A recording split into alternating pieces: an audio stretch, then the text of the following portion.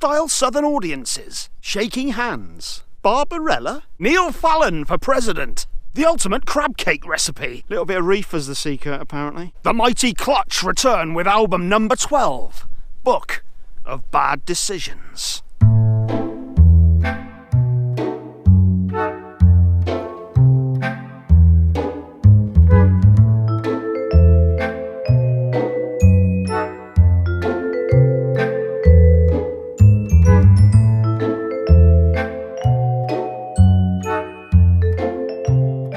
Now, a new Clutch album is always something to look forward to. They're one of those solid bands that they just always deliver. I don't think they've ever really done a bad album. They're kind of almost Slayer-esque in their dependableness, if that's a thing. You know you're going to be in for a good time, those heavy, sludgy, bluesy, whiskey-soaked and weed-soaked riffs that we also know and love.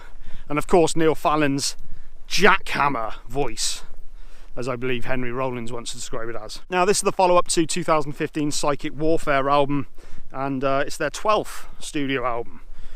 There's 15 songs in all, so I'm not going to go on too much on the intro, other than pointing out that, according to Neil Fallon, these are exaggerated stories from the band's past, and stories they are indeed. Some are a bit more self-explanatory than others, and some are maybe a bit more cryptic, but yeah, let's get into it. Let's have a look at Book of Bad Decisions. First song, we have Gimme the Keys. After a faded in intro, we get Neil Fallon coming in and telling us a true story, supposedly, of a I guess this was a gig they did back in the day down in the south, and things not going too well, having to drive off while others were in pursuit, squinting from blinding rays of the sun, deep in the heart of July.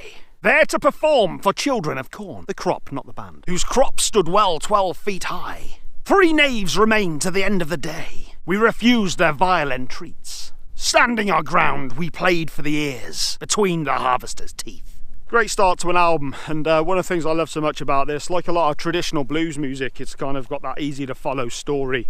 You can hear everything that Neil's saying, and it's written really well as well. It's a very visual album, you know, it's a very story-based album. It really conjures up a lot of good imagery. I think I'll go this way, why not? Great Plains, hardcore scenes, may not be the biggest, but Lord, they're mean. And though my mind has been shot to hell, the details of that night I remember well. God damn, I love Clutch.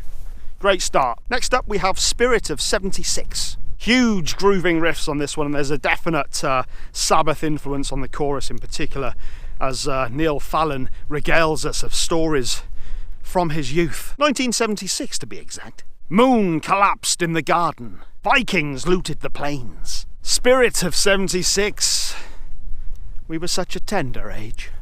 Some really enjoyable riffs on this one. Great track. Next up we have the title track itself, Book of Bad Decisions. A little darker, this one. I've not written anything down for the lyrics on this one. Instead I wanted to read out something that Neil Fallon said, because, well, hang on. It's a pretty dark song. I was trying to write lyrics that were kind of like a Cormac McCarthy novel in about 3.5 minutes. But anyone in their life does bad decisions, and you can look back and see the repercussions of that spread out like a pebble thrown into a pool.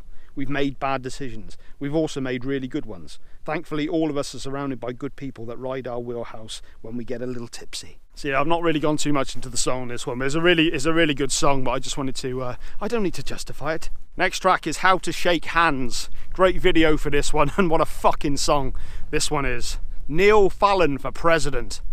Imagine that. But what would he do if he were elected? First thing I'm going to do is go for a ride on a UFO. Put Jimi Hendrix on a $20 bill and Bill Hicks on a 5-note. Hot damn the democratic process, what a time to be alive. Oh, I'm ready to give the people what they want. And what they want is straight talk and no jive. Come on, I'd elect him. Next up we have In Walks Barbarella. Another good video for this one as well. Along with the heavy riffs that you expect from Clutch, we get a nice horn section that joins in on this song as well. And really ups the funk. This is pretty much a father telling his son a story of something that happened 20 years ago, possibly involving a vixen from space. Defcon, tractor beams, weaponized funk, in walks Barbarella. set to stun. Fucking come on, man. Touch of Isaac Hayes, James Brown with some heavy metal. That's alright. Next track is Vision Quest. Bit of southern boogie on this one with some high octane piano, if there is such a thing. I went out drinking with the Reaper, and man did it get live. A fun song, pure and simple. Fucking love this one. Next up we have Weird Times. Some real nice fuzzed out guitar on this one, another straight out rocker. Weird Times. Maximum full blown. Weird Times. Futurism is the loneliest job. Next up is Emily Dickinson. The bass line brings us in on this one with a slower tempo that is dripping with southern south. And one would assume this was about the American poet Emily Dickinson, an American poet who became a recluse in later life and had a penchant for wearing white clothing, which is in stark contrast to the lines in the song. Emily Dickinson, all buttoned down in Victoria black. Let's watch the white clouds run with the cool grass on our backs. I'm pretty sure it's about her. Good song anywho, and some nice Sabbath-inspired riffage again with the always incredible vocal talents of Fallon, as well as some nice lead playing as well. Pretty sure it's about her though.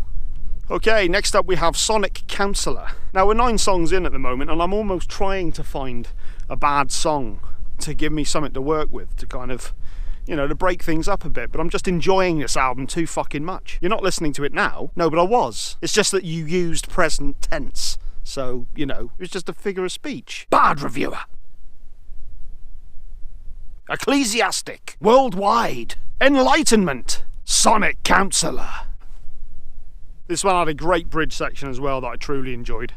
Great song. Next up we have A Good Fire. Some full-on Sabbath worship in this song, and it's high time, weed, that I gave the rest of the band a mention. John Paul Gaster and Dan Maines hold down the rhythm section impeccably, and guitarist Tim Salt lays down the riffage. Great band. They've been playing for so long, they're just such a tight unit at this point. It's good. Fallon informs us. I remember hearing Sabbath for the first time when I was 13 years old. A large field party outside Damascus, in the grips of October's cold. What's not to like? Next up we have a really cool song, Ghoul Wrangler. This one starts out with a riff that owes as much to AC/DC as it does to Sabbath, and that's never a bad thing. And the story that's portrayed here comes off almost like some sort of H.P. Lovecraft story. Am I backlit? Am I lit of back? At the sight of me they bare their yellow flashing claws. Bits of old poor Chester White falling from their maws. Sounds much more, you know, southern drawl than that, but you know, too fucking cool. Great song. There are people.